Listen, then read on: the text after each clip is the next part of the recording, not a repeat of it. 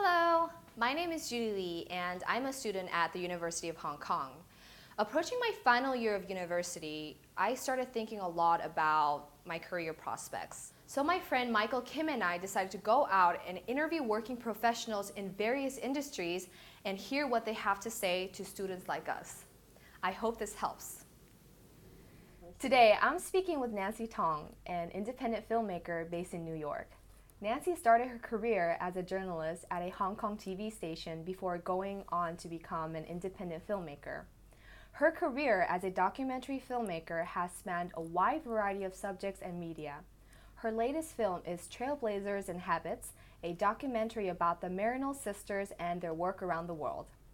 She has gone on to pass on her knowledge to others, including empowering women in developing countries and educating students as a visiting professor at the University of Hong Kong.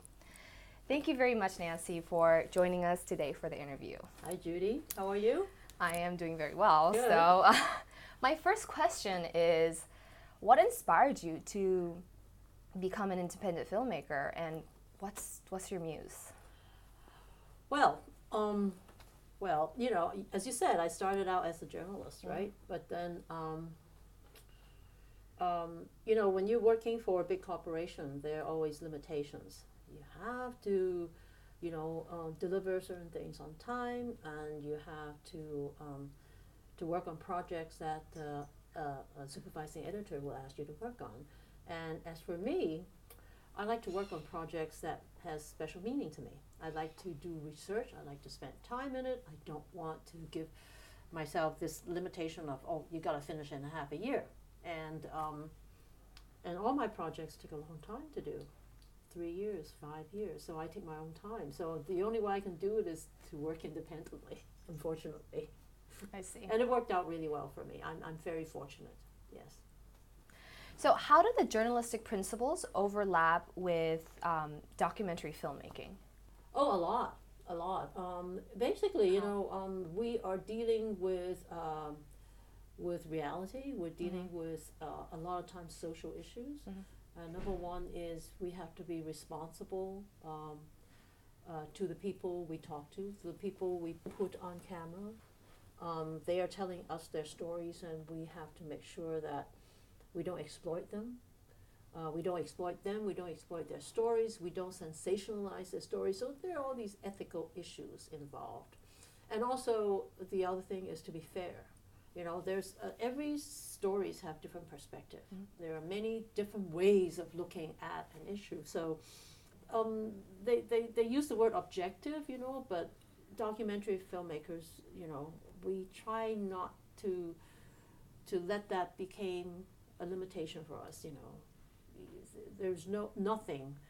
I don't think there is anything called real objective truth, because the minute that you start editing, the way that you phrase the question, the way that you frame me, that is already not objective. You know, that's how you want to present me. So, but what is important is to be fair. A lot of people these days are interested in becoming independent, actually. But in being independent entails a lot of fears. And I'm curious to know some of your personal fears that you have in being independent, and some of the difficulties that you go through that. But on the flip side, I believe that there is a huge satisfaction and a lot of benefits from being independent. So can you please share the both sides? I don't have any fear. You I'm don't. Fearless. You are fearless. Okay. But what would be... Once you made that choice, okay, then you stand by it. Okay. And I don't think I mean, yes, you know, of course, when you work for television, there's always a paycheck. You know where the paycheck comes from, and you know that you have a pension, right? But being independent, you don't have any of that. So you just have to rely on yourself, on your network of people, your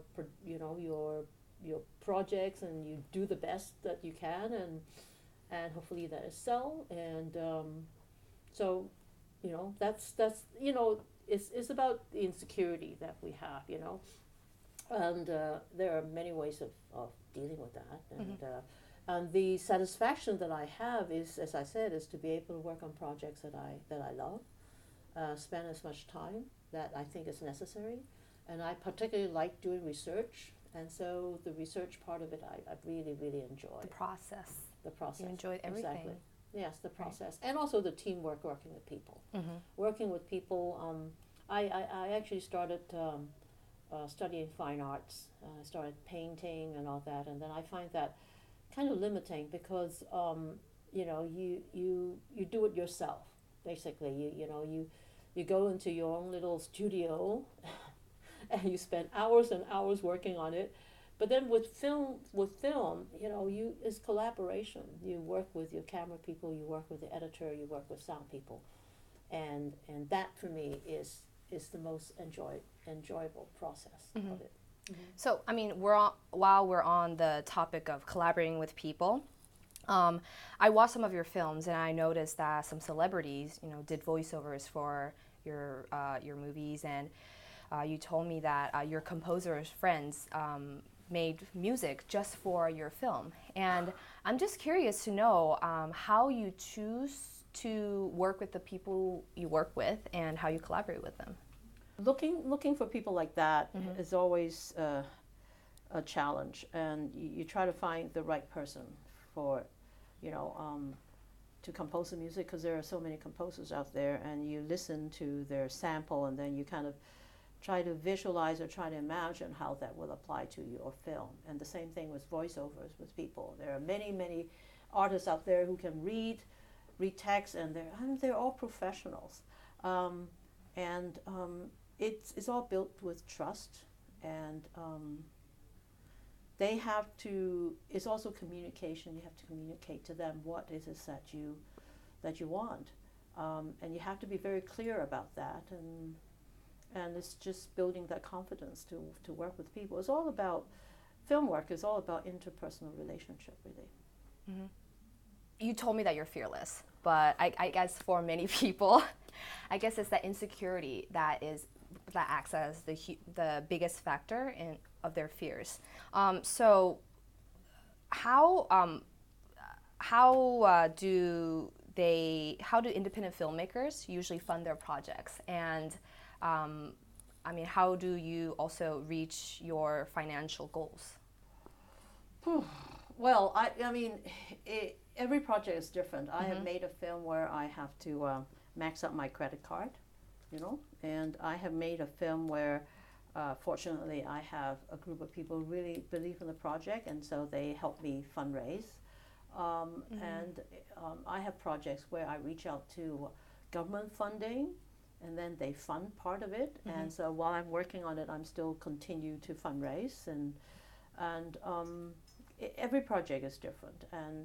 And basically, when you select a project, when I select the project, I also have to think about immediately almost is who are the possible funders, who are the people who will feel that this project is part of something that they want to support. So and a lot of it is that you have to network, and that's part of being independent, is you have to have a huge network of people that can help you. And sometimes you work on people's project for free, and then at the same time, then when you have a project that you want to do, then you get the friends who owe you favors to work with you. So that's the way it is. It's the being an independent is that you have to be very flexible. You have to be able to wear many hats at the same time. You have to be producer and raising money. You have to direct and you have to edit or shoot everything. So and and that for me is a challenge, but I enjoy it. So what mentality do you think one needs to have in order to become a independent filmmaker? And Say that again? What mentality do you think one needs to have in order to become an independent filmmaker? And among those mentalities, what would you consider as the most important one? Determination. Determination. For determination and not to give up, perseverance, and focus and be driven. Determination to finish the film. Yes, not only just to finish the film, but there are so many challenges. Let's say, for example, you need to get this interview. Yes. Okay. And you said, I'm not giving up until I get this interview. Yeah, you just don't give up. And you try all different kind of resources, you try all your friends, you try different ways of getting it, and you just get it done. So I think in that sense, you also have to be incredibly creative, not only in your creative work, but being creative in just the process of filmmaking as well. Yes, that's right. Goodness, that's a lot of work. Yeah. And things you have to believe that, firmly believe that your project will finish and your project will come through, and that nothing's going to stop you. How do you market yourself to potential financiers, the distributors, and your audiences? Research. You have to understand what your project means to them. Yeah, and market yourself and your work too. Exactly. Yeah. First of all, you have to understand, it's not about marketing me. Yeah, exactly. Okay, or my project. It is really understand your market. You know what I'm saying? It's understanding the people you approach. Okay. All right. Okay. So you got to understand if you want people to write you a $10,000 check, you have to understand who are the people that will write a $10,000 check to. Why would they support you? Okay. So it's not really about just marketing me. It's understanding the market. That's more important than marketing myself.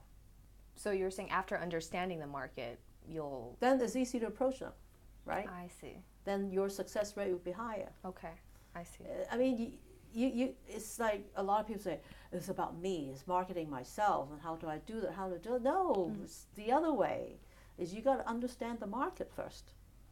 If there are 3 other people who are doing the same project, right, then you have to think about why is your project custom made for that market, so that when you approach someone to give you the money, they will say, yeah, there are 4 other people who approach me, or 3 other people who approach me. I will give you the money because I think you speak my language. The money issue is only one very small concern, I think. It's about persistence, it's about perseverance. If you have that, even if you start out with no money, you can get it done. That's very interesting. And you do most of your research, I guess, online. All the resources you need are not online. I go to libraries. I read a lot of books, not just online. There are so many things that you can't get online. Right, people think that you can get everything online. No, exactly. No, and you talk to people. There are a lot of people there who have all this, wealth of information, and that is not in the books. So it depends on what story you are trying to get, because with documentary films it's different than writing a paper. When you write a paper, you just do the research and then you just compile the information, analyze the information, put it there. But with film, you need people to talk to you about these things. You need to find the people who are articulate, who can articulate the point of view, who can help you analyze the issues. So it's different. It's difficult and different. But once you get it done, it's wonderful. That is determination. Yes, determination. Yes. Yeah. You have to be driven. How did life look like for you when you first started off as an independent filmmaker, and how is it different now? It's much more competitive now, and because there are so many young filmmakers graduate from school. There are a lot more film school.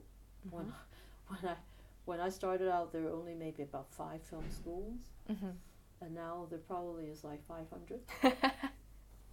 And also equipment is cheaper.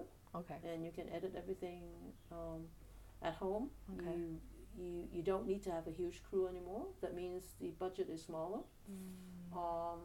When I was making documentary films in the early 1980s, um, we shot in film, we cut in film, and in the film festivals, you have to give them a print, you know, and so it was very expensive at that time, and not too many people can afford it. But nowadays, because everything is cheaper, you know, it's become more and more affordable. Mm-hmm. So it's different, and which means that it's much more competitive. Has there been any personal costs on your side in pursuing your dreams, pursuing this career? I don't look at it in terms of that. I don't look at it as how much it costs me or anything like that. No. Fearless and determined and whatever. So whatever that you would need to endure that other people might consider as a cost, you don't consider it that way. You just think that it's just a part of what comes along with your job. It's your value system. Okay. Can you tell me more about It's that? your value system. Some people want to have a big house. Some people like to drive a Hummer. Okay. I don't like any of that. Mm-hmm. Some people like to have a wardrobe that had 200 pair of shoes. Okay. I don't care for that. Mm-hmm. Some people spend, you know, $2,000 on a handbag. Mm-hmm. I don't care for that. Mm-hmm. So, you know, it's your value system. Is how you live your life and what you think is your priority. So, my priority is perfect for what I do. What is your priority? My priority is to able to work on projects that I like and to have full control over. Not just full control, but projects that mean something, project that will that talks about certain, you know, social issues that is important for us to take a look at, even some social issues or some issues that have been neglected by the mass media, by television, is something that, you know, stories that I want to say, and that's just, and that keep me going, and that's what makes me happy. So being able to say that, do that, brings you the biggest happiness, yes. And you don't care anything else that. That's how I define my life, put it that way. Okay. It's how I define my life, that's how I define myself. Okay. You know, and is not about how much money I have to bank, not even about for a lot of people as an independent filmmaker, winning awards, it means a lot to them. Okay. For me, is not. It's really meeting the audience and discussing with the audience, and you know, generating interest in the subject, in the story that I'm saying. Okay. So people have this kind of identification with our field that is film festivals, is going down the red carpet and all that, and for me is none of that. It's just basically working on projects that I like, getting the story out, and getting people to see it and understand what I'm trying to say. What is the basic workflow of an independent documentary project? Once you have an idea that you want to do, then you do research. Research on the topic itself. Try to find people who are experts in it to talk to you about it. Also find as much information at as many different angles that you can approach it as possible. And then you write a proposal. And then you try to get money for people who will give you some seed money, or if you know, a lot of times I put in my own money and I do the research, and you interview a few people, and then you cut a sample reel, and then with that, now you have picture and you have sound, and you can put in a little drama in there. You can put in some music and whatever, and then you try to get money, and then you continue to shoot, and you come back, you edit, and then you look for money again to continue editing, and once you finish a rough cut, it's pretty good. You know, you're happy with it.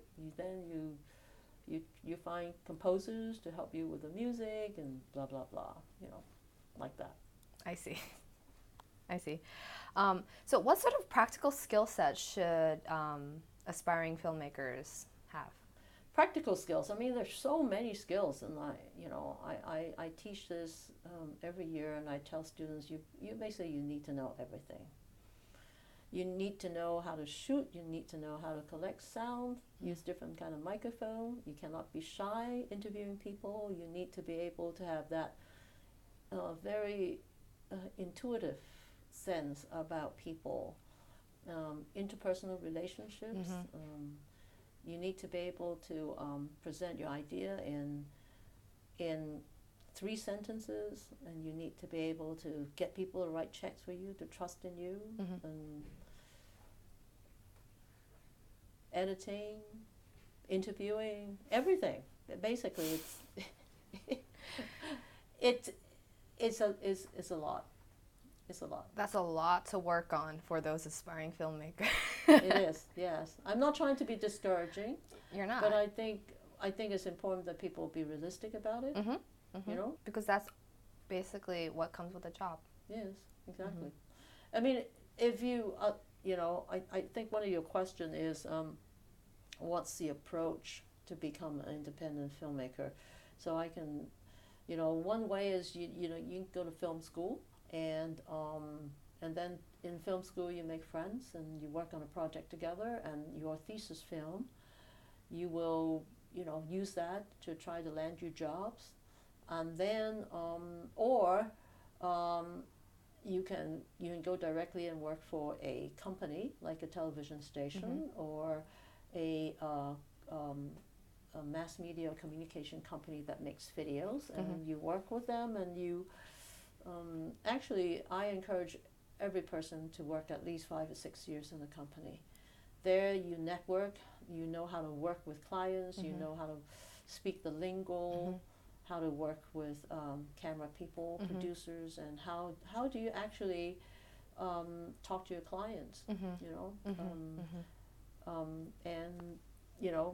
and deal with day-to-day production issues, and after 4 or 5 years, if you think that you have great projects, then you start fundraising, and don't leave your day job yet. Okay, thank you. Okay, thank you for don't that. leave your day job, and just do the project that you love, on the side in the weekends, On the side, yeah. and then see how far that would get you. I see. I see.